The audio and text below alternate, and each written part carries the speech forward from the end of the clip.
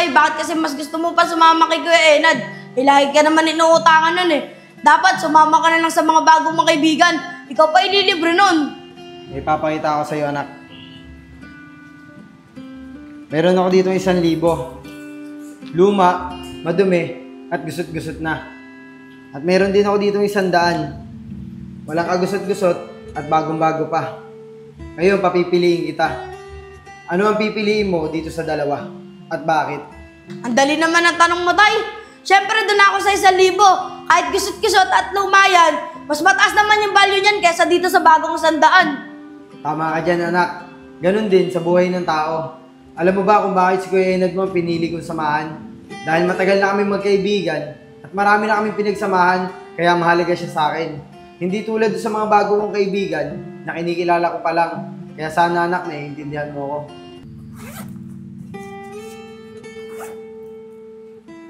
Malilate na pala ako. Kapasok na. Enchong, anak! Gising na dyan. O, ito pambaon mo. May pagkain na dyan. Papasok na ako, ha? Salamat po, tay. Ingat po kayo. Sige, papasok na ako.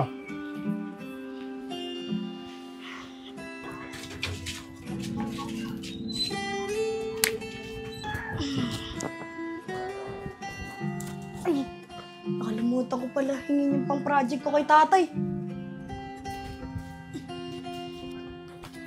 Uy, parang Joseph. Uy, parang Enad, kamusta? Buti nakasalubong ko ta. Pupunta sana ako sa inyo eh. Oh, bakit? Eh pare, baka pwede mo pera ng pera kahit 200 lang. Bibili akong bigas. Makasing bigas sa bahay. Kagabi pa di kumakain yung anak ko. Nahawa na ako eh. Ganun ba? O, sige. Oh, ito, parang Enad. Pare, maraming salamat dito ha. Maasahan ka talaga. Wala yun, pre. Siyempre, kaibigan kita, kaya tutulungan kita. Sige na pre, dito na ako. Bibili akong bigas eh. Sige, papasok na rin ako. Sige pre, ingat ha. Oh, Enchong, bakit nandito ka?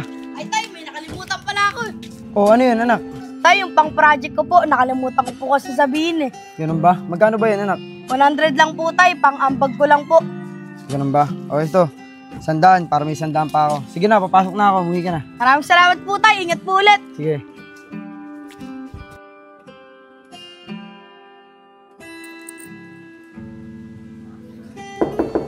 Tapo. Chong, tignan mo ako sino yun. Tapo. Tapo. Ay, Kuya Enad, kayo po pala. Bakit po? Ay Chong, yung tatay mo nandyan ba? Opo, nandyan po.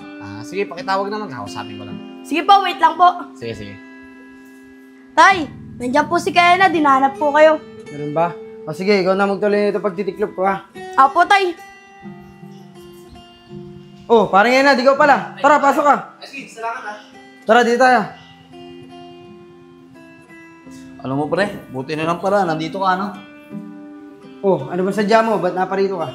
Eh pare, ay tambay lang muna sana ako dito kahit mga ilang oras lang. Papalamig lang muna ako. Away kasi kami ng asawa ko eh. Oh, bakit pre? Ano ba problema niyo ni Mare? Pare, di ba alam mo naman na ilang araw lang din yung pinasok namin sa trabaho. Kaya kulang yung sinahod namin ngayon. Tapos nung nag-remit ako sa kumare mo, akala niya, pinukupitan ko siya. Kaya yun, nagalit siya sa akin. Si Mare talaga, oh. Ay, siya nga pala pre. Baka gusto mo muna magmerienda, bibili ako sa labas. Ay di na pre, huwag kang mag-abala. Tsaka busog pa naman ako eh. Tsaka pre, pumunta lang naman ako dito para makitambay. Pre, salamat nga pala ha. Kasi pagka may ganitong mga problema ako, nalalapitan kita at may nasasabihan ako ng problema. Salamat kasi may kaibigan ako katulad mo. Wala yun pre, ano ka ba? Basta ang tatandaan mo, nandito ako bilang kaibigan mo. Sa lahat ng problema mo, handa akong damayan ka. Salamat pare.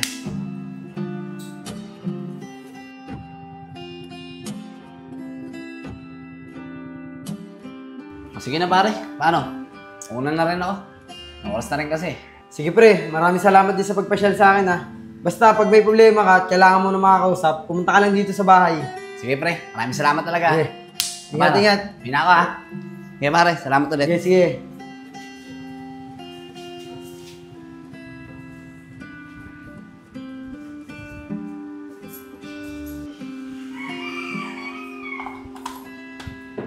O, yun yung anak.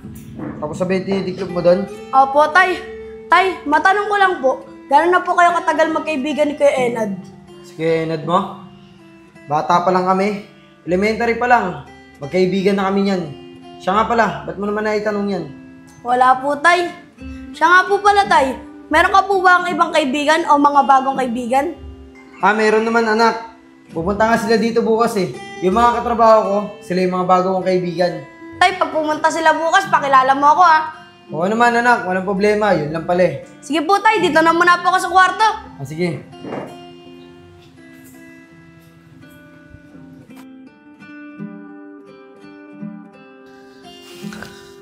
Sep, kanina pa tayo naglalakad ah. Saan babae mo?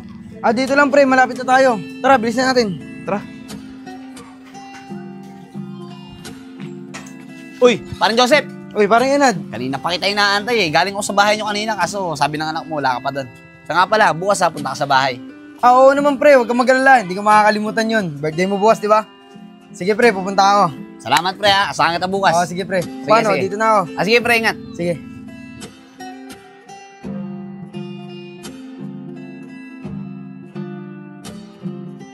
Mga pre, dito na tayo.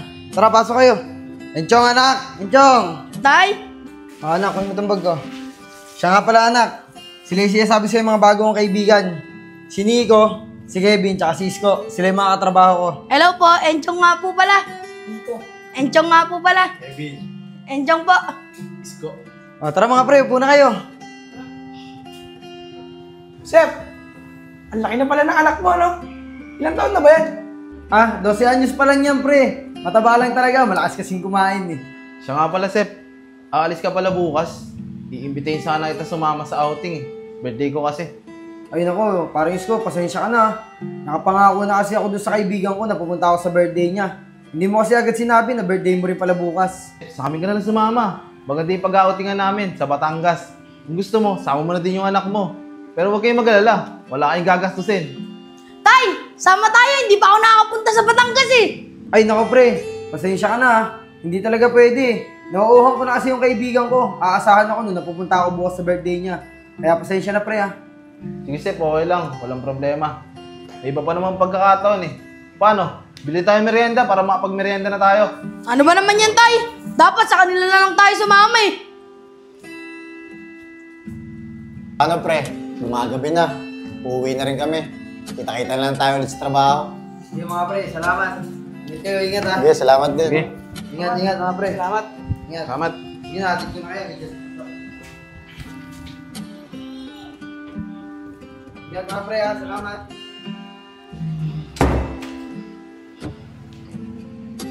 Enchong anak, pwede ba kita makausap? Opo, tay. Tara dito, lumabas ka sa sala.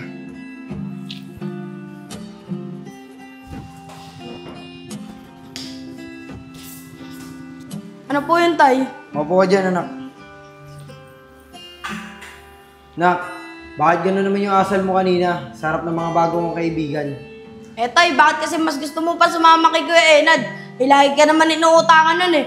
Dapat sumama ka na lang sa mga bagong mga kaibigan. Ikaw pa ililibre nun. May papakita ako sa'yo, anak.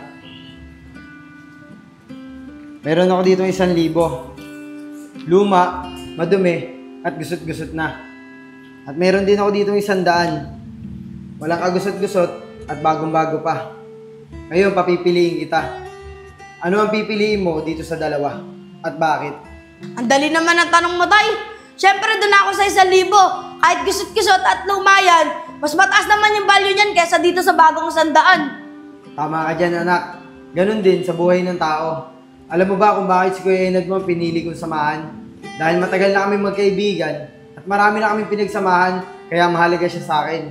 Hindi tulad sa mga bago kong kaibigan na kinikilala ko pa lang. Kaya sana anak, naiintindihan mo ako. Opo, tay. Ngayon po, naintindihan ko na mas mahalaga po pala yung matagal natin nakakasama kaysa doon sa mga bago na kinikilala pa lang natin. Tay, pasensya na po sa mga sinabi ko sa iyo kanina. Sana mapatawad niyo po ako. Wala na yun, anak. Ang mahalaga, may natutunan ka. At alam mo na kung paano pahalagahan yung mga matatagal mo na nakasama. Opo, tay. Maraming salamat po.